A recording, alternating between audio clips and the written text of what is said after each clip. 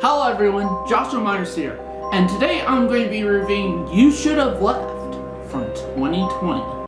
Come away with me. Just the three of us. What is this place? Hi, Papa. Ella?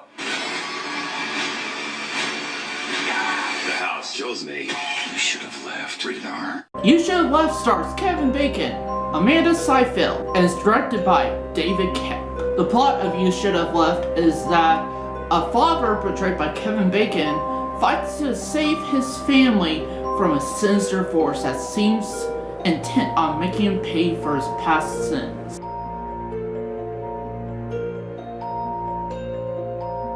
There's only one thing I really did like with You Should Have Left, and it's towards like when it's basically only towards the parts where it's with Kevin Bacon and his daughter, just them by themselves in this house. That's the only parts I really did like with this movie, because once they were alone, actually, I really thought they had actual good, almost father-daughter chemistry, actually.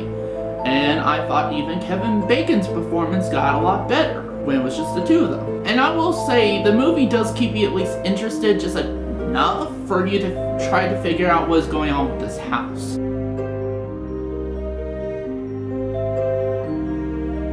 Again, this movie does present some interesting concepts in terms of like this whole mystery surrounding, oh, what's going on with this house. You see Kevin Bacon measuring the house and all that stuff later in the film and figuring out that, hey, the house is bigger on the inside than it is on the outside. It's like, how could that be, and everything. And then that's never brought up really again, and there's a lot of other stuff too, like stuff like, oh, there's some creature sounds going in the woods, and that's never brought up again. That's one of the problems with this, is that they bring up some potentially interesting stuff, and it's just never brought up again.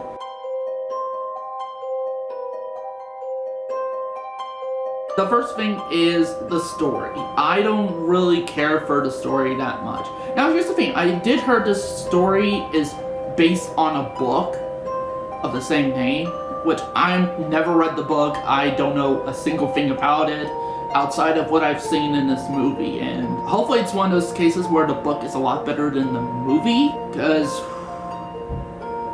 man, this movie, like in terms of the story too, like the characters go alongside with that, and I don't find any of these characters remotely interesting or even likable.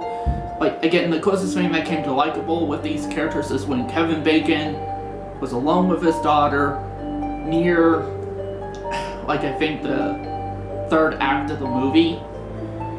And that's pretty bad when the third act of your movie is the only somewhat interesting part of the film. I didn't really care what was going on between his relationship with his wife or whatever, girlfriend, whatever, that's never really explained what their relationship really is, like, because Kevin Bacon's much older than his girlfriend or wife in this movie, and it's like, okay, so are they married? Are they, in a relationship? It just happens to be that Kevin Bacon's girlfriend is, was divorced or something like that. I have no idea what their relationship really is. And knowing that too, apparently the film doesn't care enough about it, because it never brings it up. Knowing that too, they have no chemistry. I'm sorry. And I know it's about, like, I guess, I don't even know, because it's like, it tries to present that they have a problem in their relationship and everything like that, but even that's not really brought up, really. It's just, again, the film just seems confused on that, and I'm like, okay, so explain to me why they don't seem to have any chemistry. Like, is it because their relationship is in a bit of a tough spot, Are they... I think the film suggests that Kevin Bacon's wife, girlfriend, or fiance is cheating on him and all that stuff, and there's this tension between those two about it, and again, it's just so confused. That's like, why should I even care? Why should I be invested in this? Knowing that too, why should I care about two characters that throughout most of the movie does nothing except lie to each other. Even you see Kevin Bacon go through her personal belongings and that to see if she's been cheating on anybody and that with him. Not only that too, like legitimately with this character, like his wife, girlfriend, or again, I don't know what to call her in this, in terms of their relationship, but it's like legitimately one of the first times we've seen her is she's on a set of a movie. Apparently she's some sort of actress, but they never explain what kind of actress she is. They never explain what movie she's working on, like what kind of movie or anything like that. Like legitimately the first thing you see of that in her character is Kevin Bacon goes to set, even though he was supposed to be there for set, and all you just hear is his partner just basically getting it down, and it sounds like, again, because of the fact I have no idea what movie they're working on, for all I know, she could be making a porno. For all I know, she could be making a porno. Not only that too, this film relies on the cheap scares. Mostly, like dark shadows moving across the place, jump scares like that is not scary, that is more annoying, especially if you do it so much often. And knowing that too, another issue I have as well said, this movie overall is just boring. It's not really interesting, or I just felt bored watching it. In fact, it honestly took me a few days to finish watching because it was such a bore to get through. Also, another negative I have is the music. The music is not really that interesting at all. The music here is composed by somebody by the name of Geoff Zanley. I think I'm pronouncing his name right. If not, here it is. Like, he ended up composing such films as Hitman, Disturbia, The Odd Life of Timothy Green, Pirates of the Caribbean, Dead Men Tell No Tale, Maleficent, Mistress of Evil, Christopher Robin. So he does have some notable stuff in his filmography in terms of like his music career. And again, I haven't seen any of those films, so I don't know how good the music is in those. But to be honest, the music in here is very generic. Legit, I think honestly I heard a track that sounded very similar to one of my royalty-free tracks I use, actually. I mean, like this one. Jesus, you got no switches? Does this wall look right to you? What are you doing? 26 feet. 21. This room is 5 feet longer on the inside than it is on the outside. Yeah, it was that lazy. Like, seriously. And on that too, like, the film also, like, doesn't really explain in the right way how this damn house even works. Like, at least with something like here's a better example of how to explain something works without giving, the whole thing away and still having it be scary. Grave Encounters, which I did review back in the day. Like the whole hospital they're in and that just seems to keep changing, rooms and changing the geography just like it does in You Should Have Left.